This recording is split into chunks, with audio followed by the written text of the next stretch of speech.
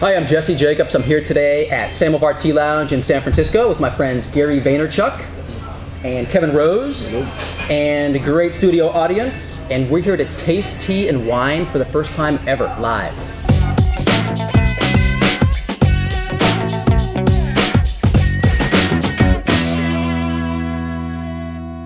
So we're going to start with a tea that we call Downy Sprout. And should I hold this out here? You can see that. So this is called Downy Sprout. You can see because of these little downy white hairs on here. This is something that's good with breakfast, something that like you can have first thing in the morning that's not gonna like just beat you down. But or before bed. It's really low in caffeine. Yeah, absolutely. So it's got a really buttery body. I get almost a little caramel. It's rich. It's like very thick. When you think of a white tea, people think of water, which is why you have to have great water because it really draws out the good flavor. I almost get like a chamomile style like flavor. It almost tastes like an herbal tea, you know? This is the #1 selling wine at French Laundry.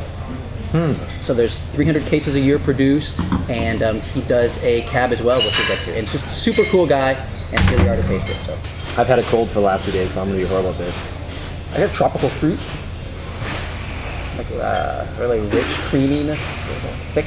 Are you guys picking? Yeah, no, I think there's definitely tropical fruit. I actually get like almost like a papaya guava kind of component, but before that, I get a very heavy dose of oaky, buttery kind of smokiness coming through. Okay. All right, let's give it a whirl. All right, so you suck it. Then Yes. right? What I'd like you to do is maybe drink it straight, which is what most people do, and then maybe the second one will go with the whole, mouthwash, getting different parts of your palate. You'll just see the difference of flavor.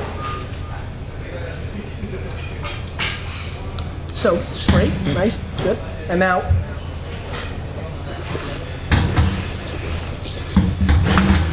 I think the dominant flavor in this wine is green apple. It's actually, it's so green apple, it's so extreme that it tastes like the green apple Jolly Rancher, but not like the rectangle, the stick. Remember like the thin, like, you know what I'm talking about? The thin, like flat thing? That's what this tastes like a little bit to me. All right, so #2. So we're gonna go to this crazy tea here. And this is it's called Inoka Hill. And it's a Gyokuro, which is like a Dom Perignon equivalent of tea, sort of the top of the top shelf. Don't use Dom Perignon. All right, because Dom Perignon is so overrated. What do you say is top shelf? Salon. Salon. Okay. Champagne. Not too much aroma. You just want to let it roll over your tongue and see what you get.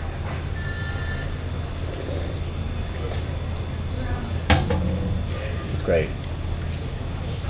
It's so good. That's amazing. It's ridiculous. Yeah.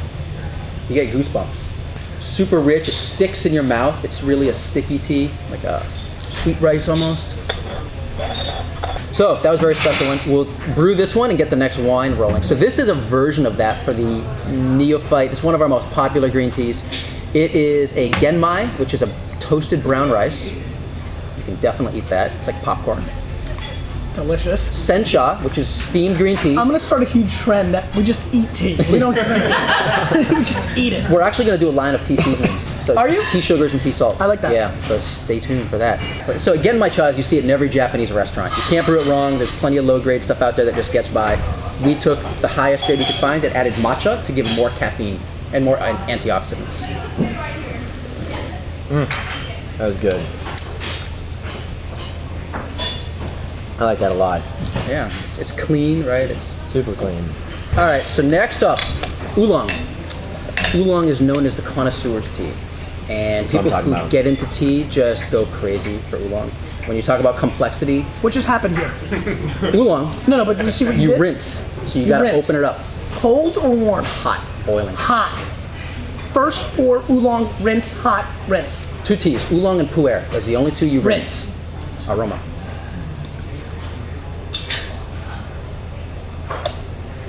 Badass. Yeah.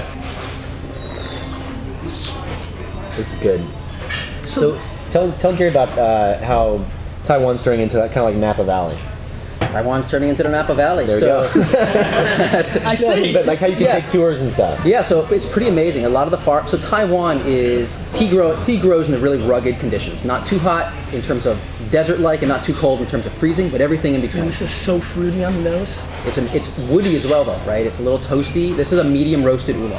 I get more like sugar bread, like shortbread. It almost has like a shortbready kind of nose for me on the back end. Kistler is probably one of the single most wines in all of California. In wine's heyday 5 years ago, before the economic softening and people just started realizing, oh crap, I don't want to drop $100 on a bottle of wine every night. This wine was so allocated that you had to be on the mailing list to be able to even get the wine. And this comes from a vineyard, McCrae, one of the top vineyards. This is easily, maybe along with a couple of others, the single most sought after Chardonnays in all of California. Maybe Peter Michael. There's some others that kind of roll with this, but Kistler is way up there. Usually a restaurant only and mailing list only kind of wine. All right, so now if you smell it, you'll notice, unlike the last wine, it's not as oaky. It's got more of a citrus play. A lot lighter. It does come across a little bit lighter.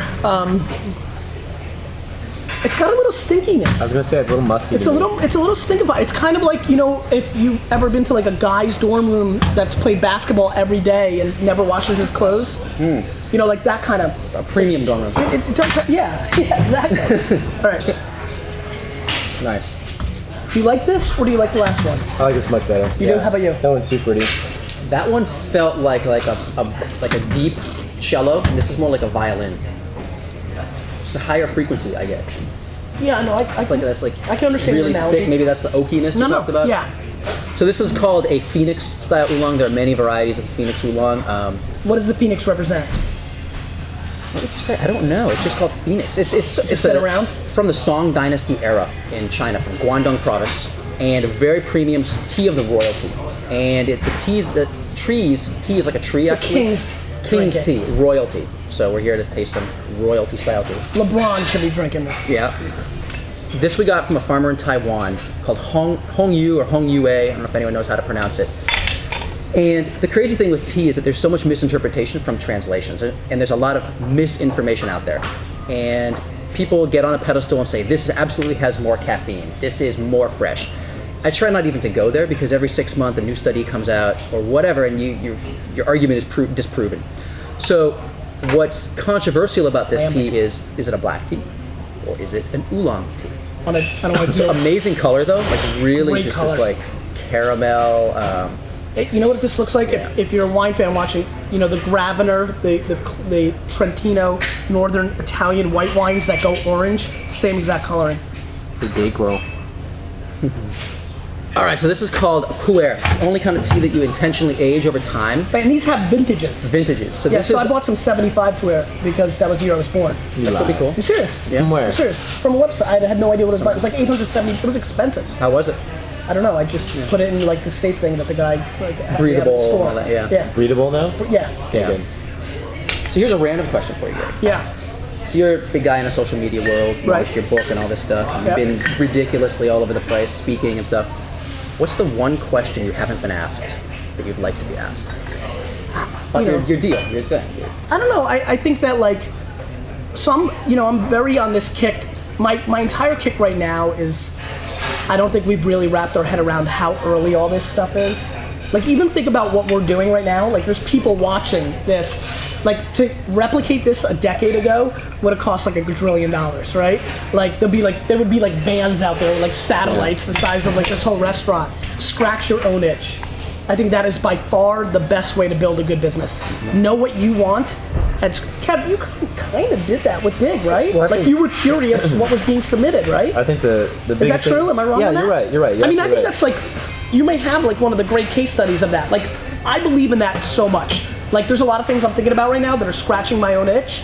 And like, I mean, that's how Dig was built. He was curious, what was it, Slashdot? Or Slashdot was doing you were something curious similar. what people were submitting. Yeah. So he made something that scratched that itch. I mean, I think that is But the biggest super problem, powerful. The biggest problem I see is 'Cause that you know it. But most people don't. They want to get confirmation, and they always ask you like, should I do this? Should I build this? And it's like you just got to go build it. Because when I showed the prototype of Dig to my roommates at the time, they didn't even like it. They were like, whatever you're gonna do, you know. It's maybe because they didn't like you. It could be. Personally. You loved it though. You were gaming the system. I mean, I was, please. When I got into the internet thing, the only thing I wanted to accomplish in my entire whole life was to be on the front page of Dig. It's pretty funny actually. That's a true story. That's a very true story. People are just not caring enough. I think, I think people need to really think about their audience. I don't care if it's B2C, if it's content, I don't care if it's an app, I don't care if it's B2B. I don't think people give enough to real relationships, and I think that is the core of what you can really build off of, because people have gotten, especially when Twitter came out, people got way too numbers oriented, and it's like all about how many, but man, you know, Genuine versus quantity. I mean, if you have 68 people that really give a crap, you can make a lot of damage happen. So just do it. Scratch your own itch. Anything else? Drink more tea. Drink tea. That's right. All right. That's awesome. Awesome. Cool. All Thanks right. for having us. Thank you guys very much. Thanks guys for coming out.